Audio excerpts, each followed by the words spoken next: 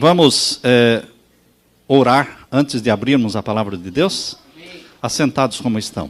Pai Santo, aqui estamos na Tua presença, em busca de comunhão, de intimidade com aquele que é o Santo de Israel. Santo e poderoso é o Teu nome. Cale-se toda a terra diante do Senhor.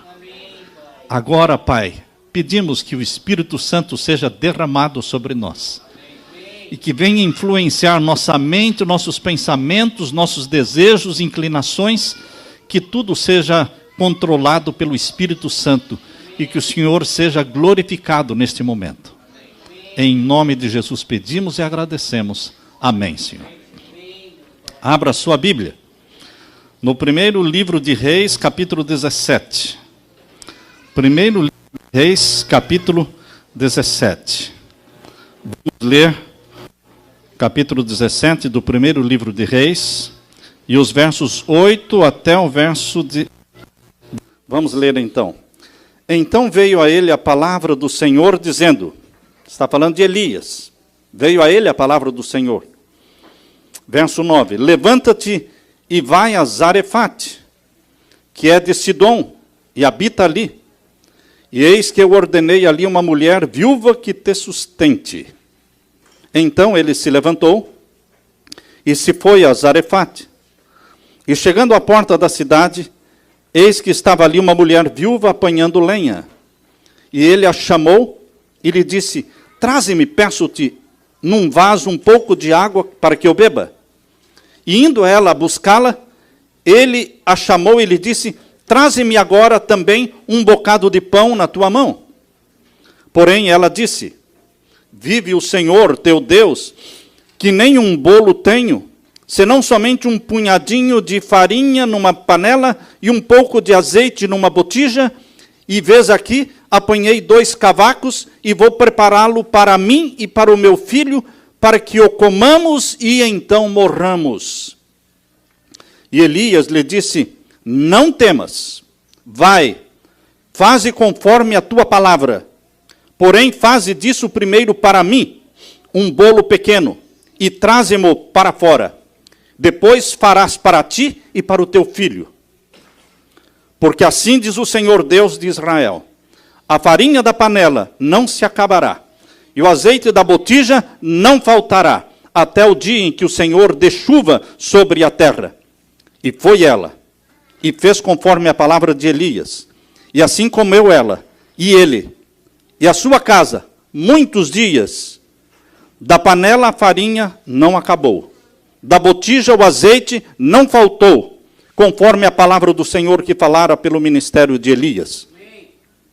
Queridos, Deus mandou Elias fugir de onde ele estava para Zarefate. Lá em Lucas capítulo 2, verso 26, diz que Zarefate é Sarepta. Jesus fala de Sarepta. É uma cidade fenícia que ficava entre Tiro e Sidom, a 150 quilômetros mais ou menos de onde estava Elias. Ele fez esse trajeto de 150 quilômetros. E ele, quando chegou na porta da cidade, ali era um território pagão, ali era um território onde se adorava Baal, o deus da chuva, e não havia chuva, mas o povo adorava o deus da chuva. Vejam que primeiramente, Elias foi alimentado por um corvo. No capítulo 17, e o verso 6, diz que os corvos lhe traziam pão e carne pela manhã, como também pão e carne à noite, e bebia do ribeiro. Alimentado por um corvo. E agora Deus pede que ele seja alimentado por uma viúva. Tudo estranho, não é? Quando ele chegou ao portão da cidade, viu uma mulher catando um pouco de lenha, e ele então chama aquela mulher e pede que ela lhe traga um pouco de água para beber.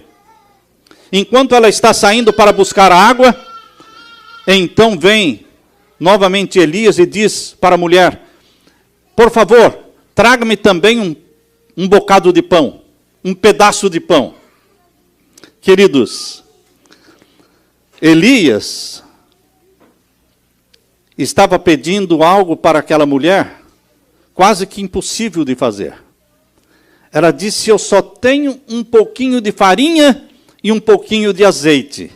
E veja aqui, que eu tenho um filho para cuidar, uma criança para dar de comer. Eu vou fazer um pequeno pão para que meu filho e eu comamos, e então nós esperamos a morte, porque não tem mais nada para comer.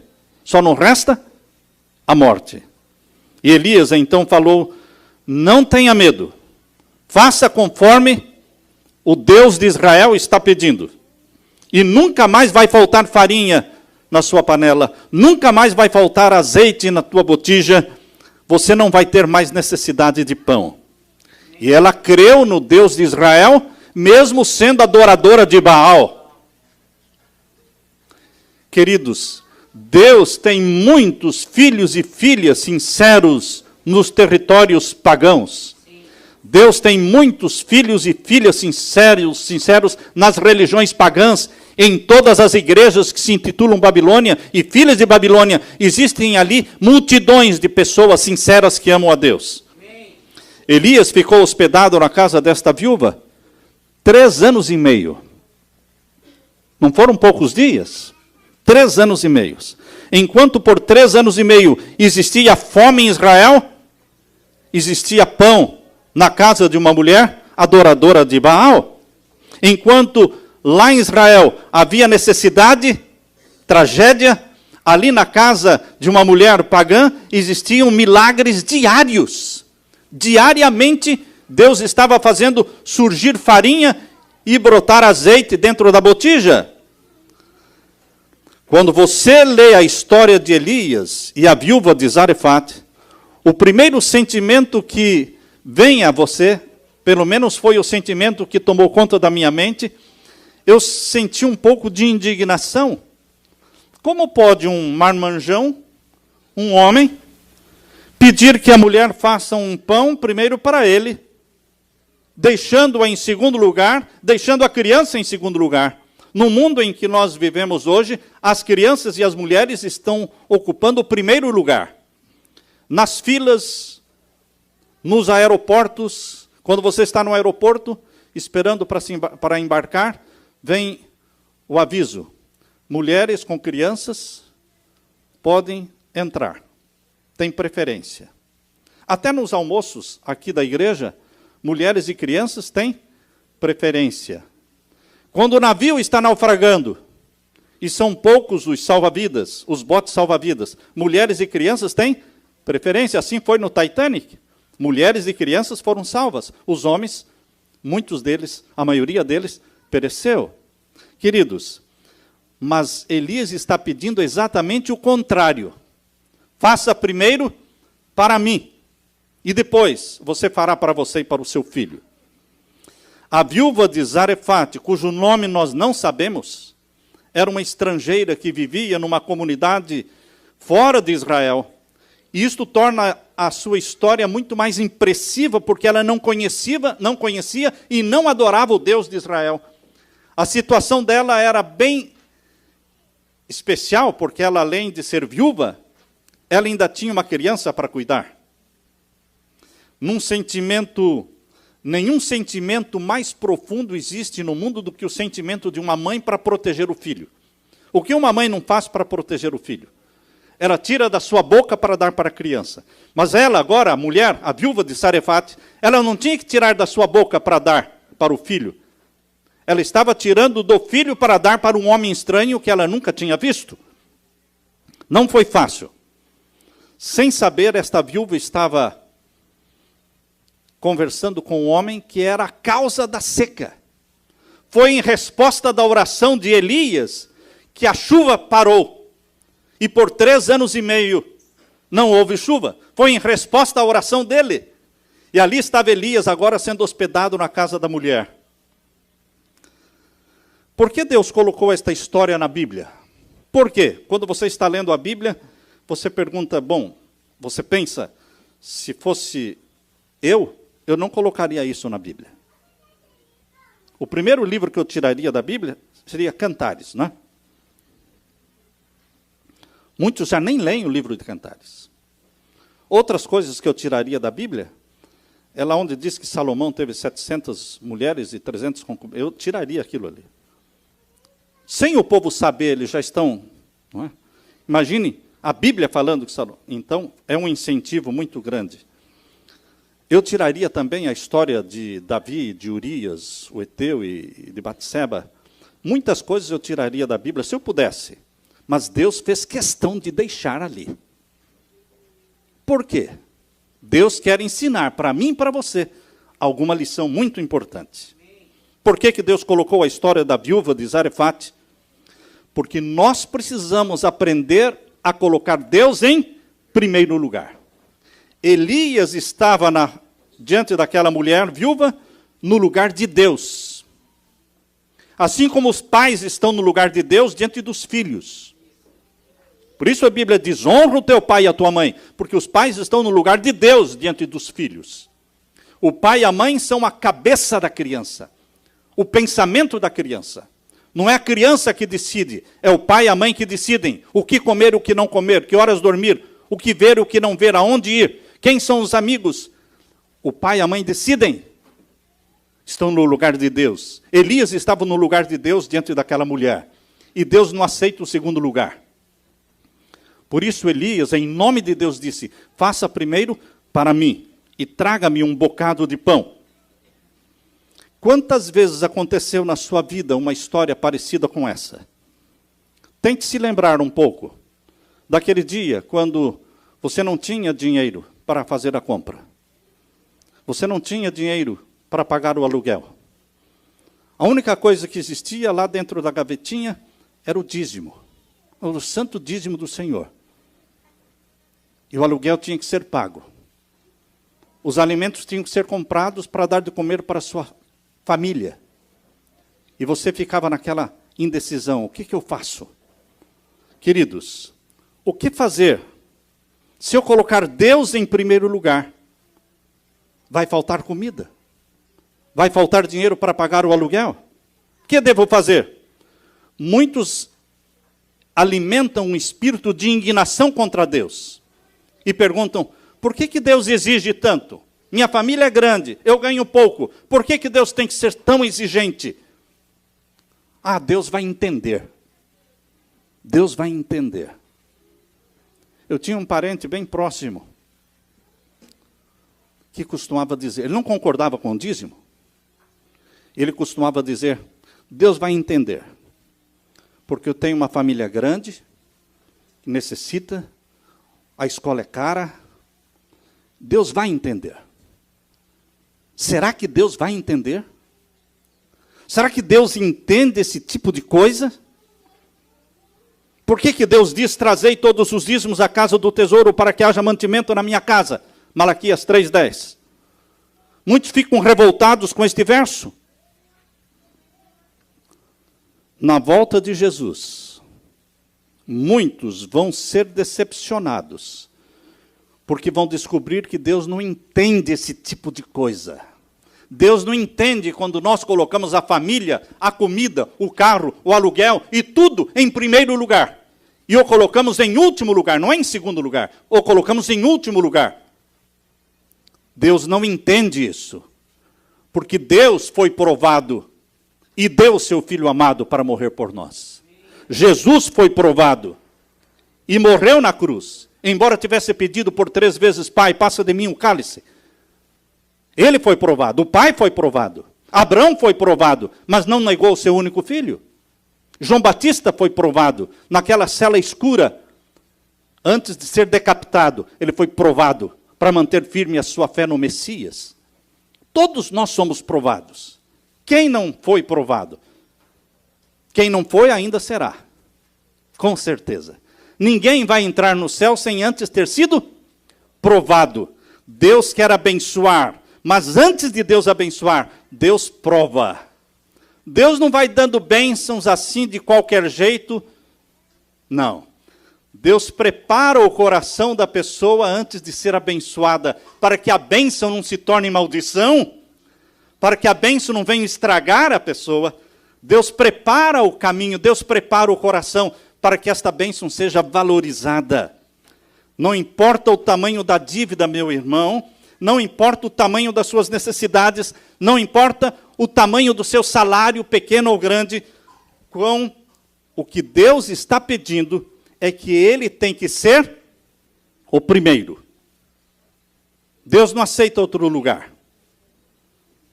Deus não pode abençoar aqueles que não o colocam em primeiro lugar. A viúva de Zarefate era uma adoradora de Baal e tinha Baal em primeiro lugar na sua vida.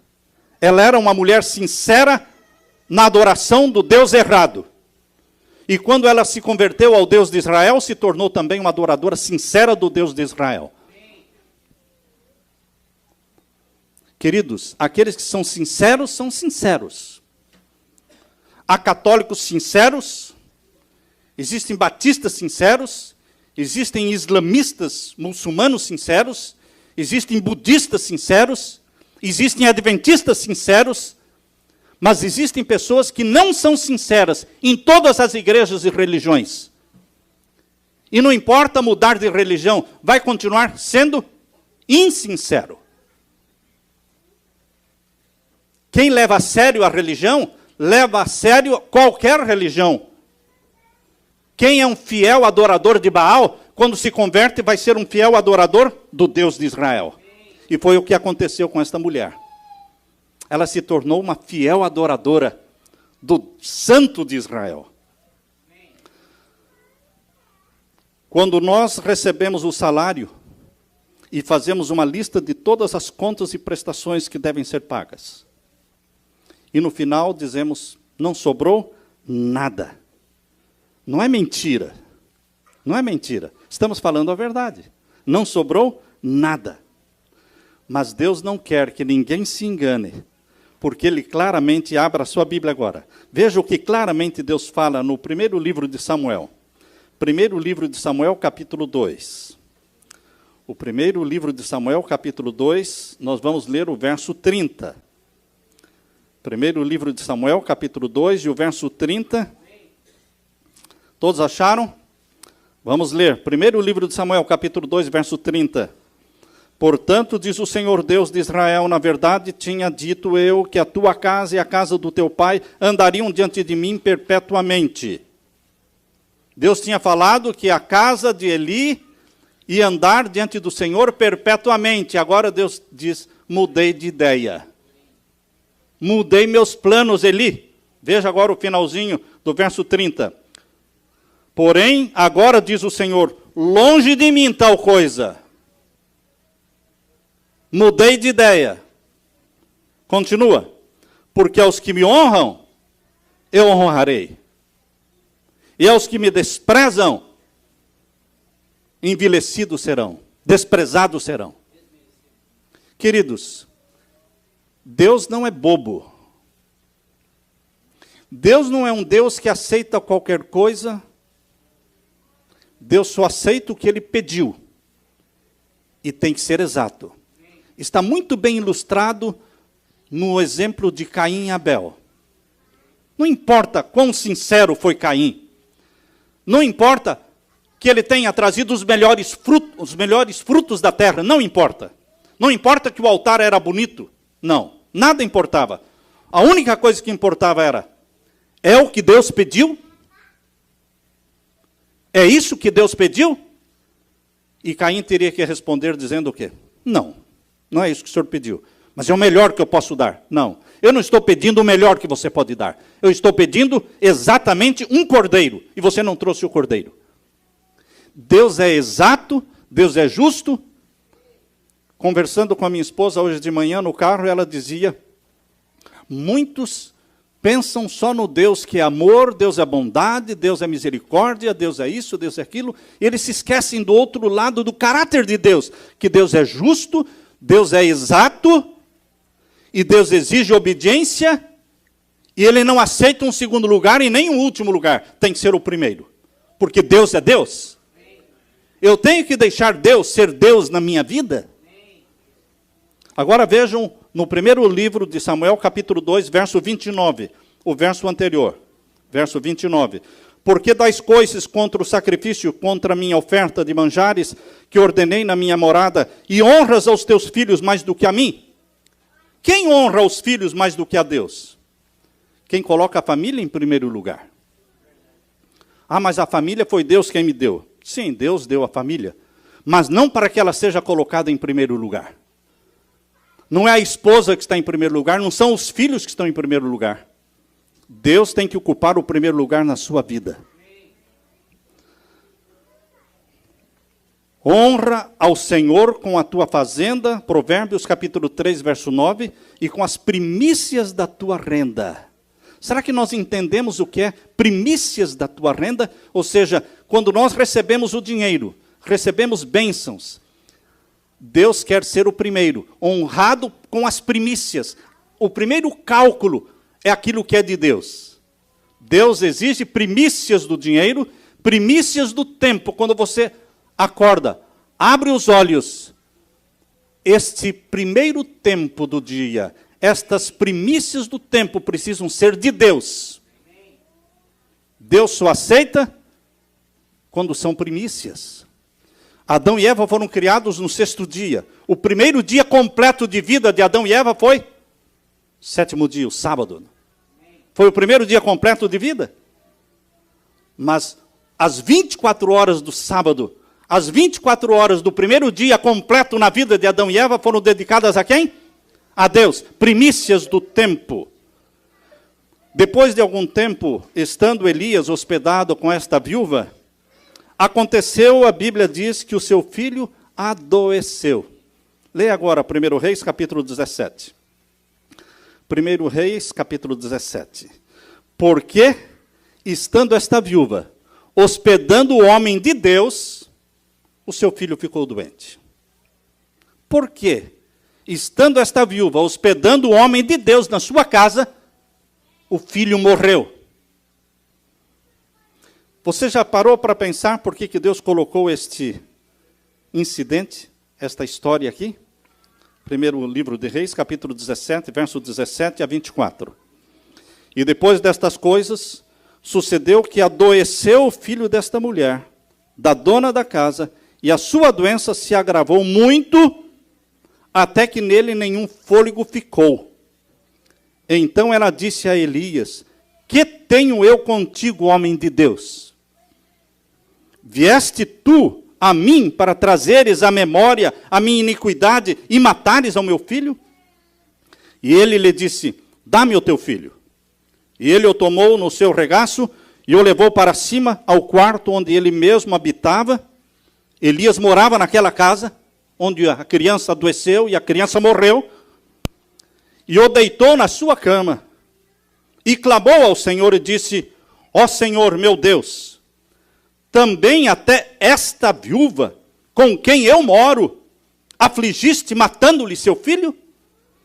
E então se mediu sobre o menino 3 vezes, e clamou ao Senhor e disse: ó Senhor meu Deus, rogo-te que torne a vida deste menino a entrar nele. E o Senhor ouviu a voz de Elias, e a vida do menino tornou a entrar nele e reviveu. Queridos, me parece que Deus está tentando nos ensinar que mesmo quando nós somos fiéis a Ele, mesmo na casa do ancião e na casa do pastor, pessoas ficam doentes. Mesmo na casa daqueles que são ungidos do Senhor, daqueles que são fiéis ao Senhor, há pessoas que ficam doentes e há pessoas que morrem. Eu me recordo de uma querida irmã, nossa ali no estado da Virgínia, que depois de ter recebido os estudos bíblicos, já estava aguardando o sábado, e agora chegou o estudo do dízimo. E ela então fielmente trouxe os seus dízimos no primeiro sábado em que ela recebeu os estudos, ela trouxe os seus dízimos fiéis a Deus. Na semana seguinte ela me procurou e disse: pastor, eu estou confusa. Eu tenho um schedule de casa muito bom, dá um bom salário no mês. E durante todos estes anos de trabalho, eu nunca perdi uma casa sequer. Agora, exatamente nesta semana em que eu devolvi o dízimo, eu perdi 2 casas na mesma semana. Eu estou confusa. O que está acontecendo? Eu pensei que Deus iria me abençoar mais, mas eu comecei a perder. O que está acontecendo? Queridos, por que Deus permite que nos venham prejuízos e perdas, mortes e doenças, mesmo quando nós somos fiéis? Por quê? Porque não é um negócio que você está fazendo com Deus. Quando você devolve a Deus o santo dízimo, não é um negócio, eu te dou isso e o Senhor me dá aquilo. Não, irmãos. Eu estou devolvendo o dízimo porque é de Deus, não é meu. Quando você encontra uma carteira cheia de dinheiro na rua, e a carteira tem uma driver license ali dentro, com o nome da pessoa, o endereço da pessoa. E você pensa, puxa vida, se não tivesse endereço nenhum, poderia ficar comigo, não é? Mas como tem o endereço e o nome, telefone, tem tudo aqui, eu tenho como cristão de ligar para a pessoa, telefonar para a pessoa e falar, eu achei a sua carteira, o seu dinheiro, eu quero devolver para você. Ou você vai chegar para esta pessoa e falar assim, olha, eu encontrei a sua carteira, seus documentos, o dinheiro que está dentro. Vamos fazer um negócio. Eu devolvo esta carteira para você. E você me dá tal coisa. Ou você me recompensa com tanto. Que tal? Aceita o negócio? Queridos, este momento não é hora de fazer negócio. O que é meu, é meu. E o que é do outro, é do outro. Eu devo simplesmente devolver o que não é meu. O santo dízimo não é negócio com Deus. É devolver o que é de Deus. Ah, mas Deus pode me abençoar. Deus pode, Deus irá abençoá-lo. Mas não é um negócio. Você devolve a Deus por fidelidade, não em troca de bênçãos. A oferta eu dou voluntariamente, mas o dízimo eu devolvo, eu não dou. Porque já é de Deus. Queridos, mesmo quando nós somos fiéis a Deus, doenças acontecem, mortes acontecem. Mas nós queremos entender que quando Deus permite estas desgraças e tragédias acontecerem na vida dos que são fiéis, é porque Deus tem algo melhor para dar. Melhor para dar. No caso da nossa querida irmã da Virgínia, ela ganhou outras casas, mais de 2 casas, melhores do que as anteriores. Mas ela teve que ser testada, provada. Eu disse para ela, continue sendo fiel a Deus. E Deus vai devolver para você não 2, mais casas. Mas você está sendo provada. É um teste. Não desanime.